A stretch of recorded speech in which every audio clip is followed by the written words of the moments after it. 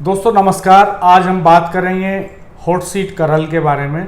करहल इसलिए महत्वपूर्ण सीट है कि समाजवादी पार्टी का लंबे समय कब्जा रहा वहाँ, और एक ही घराने के दो प्रत्याशी आमने सामने दो दलों से चुनाव मैदान में हैं एक तरह से।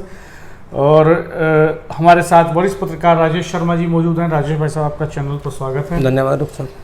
करहल में खास बात यह है कि समाजवादी पार्टी के कैंडिडेट के सामने धर्मेंद्र यादव के बहनोई अनुजेश को बीजेपी ने प्रत्याशी बना दिया है। तो उसके बाद किस तरह का माहौल वहाँ पे बना हुआ है अभी, जबकि चुनाव में अब बहुत कम वक्त बचा है। 15 तारीख को बैठ के हम ये बात कर रहे हैं, 20 में चुनाव है। डॉक्टर साहब, आज से 20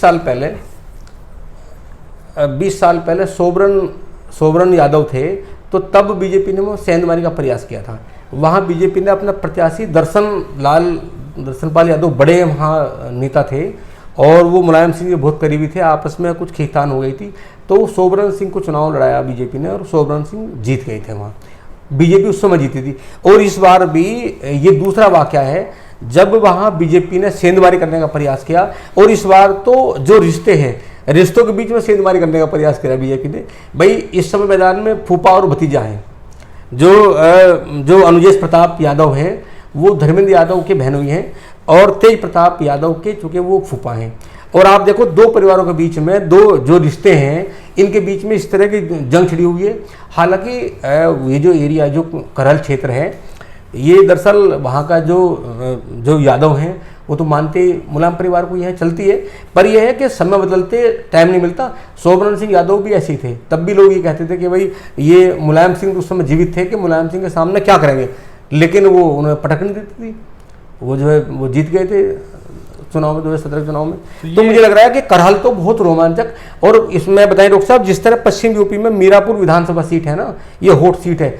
आप ये मान लीजिए वो बिल्कुल करहल इससे भी हॉट सीट है। और वो इसलिए भी है कि पूरी बीजेपी, लखनऊ से लेकर दिल्ली तक की जो बीजेपी है वो टकटकी लगाए बैठी है, वो करहल को देखना चाह रही है। जो मिल्कीपुर की चोट है, बीजेपी चाहती है कि जो अयोध्या की चोट लगी है उसे उसकी भरपाई करहल से दिया जाए। अब हालांकि अब चुनाव है, अब 20 तारीख को पता बाद में चलेगा। हाँ। पर घमासान इतना है, अखिलेश यादव भी वहां लेके कोई ऐसा नहीं है कि बेनिश्चिंत हो वो। आप देखिए कि अखिलेश यादव की बेटी भी चुनाव मैदान में उतरी हुई है, डिम्पल यादव वहाँ पूरी चुनाव मैदान में उतरी हुई है, सपा के तमाम बड़े नेता उतरे हुए हैं, सारे जो इस परिवार के सांसद तमाम चुनाव मैदान में उतरे हुए हैं। तो वो भी ये कहीं ना कहीं डरे हुए हैं पुराने रिकॉर्ड को लेकर कि जो पहले इतिहास रहा है कहीं ऐसा ना हो जाए। तो इसलिए इतना वो बहुत टाइट सीट है। डर इसलिए भी है कि लगातार मूवमेंट अखिलेश जी का खुद वही है, उन्हें डर है कि मिल्कीपुर का बदला कहीं बीजेपी ना ले ले। तो अब देखो 20 तारीख के बाद क्या होने वाला है। बहुत मुश्किल और दिलचस्प मुकाबला है। नतीजा जो भी होगा वो दोनों खेमों के लिए बहुत अहम होगा। और वहाँ भी बाकी दल जो है पीछे खड़े दिखाई देते हैं, वो मेन फाइट में दिखाई नहीं दे रहे हैं। बाकी पल पल वोटर्स की पल्स बदलती है, पल पल मुद्दे बदलते हैं चुनाव के, पल पल हवा बदलती है। डॉक्टर वहाँ क्या किया इस बार, बसपा ने बड़ा काम किया। बसपा ने अपना काम ये किया कि चूँकि साख के जो वोट है ना वो वहाँ तय करता है कि हार जीत किसकी है। ये माना जाता है मुलायम सिंह यादव जी की जमाने कि साख के वोट ज़्यादातर सपा की तरफ जाता है, क्योंकि वो एक कहावत है ना कि गाँव गंवान का मामला होता है तो वो साथ रहते हैं यादवों के। लेकिन इस बार बसपा ने अवनीश साक्य को वहाँ अपना प्रत्याशी बनाया है।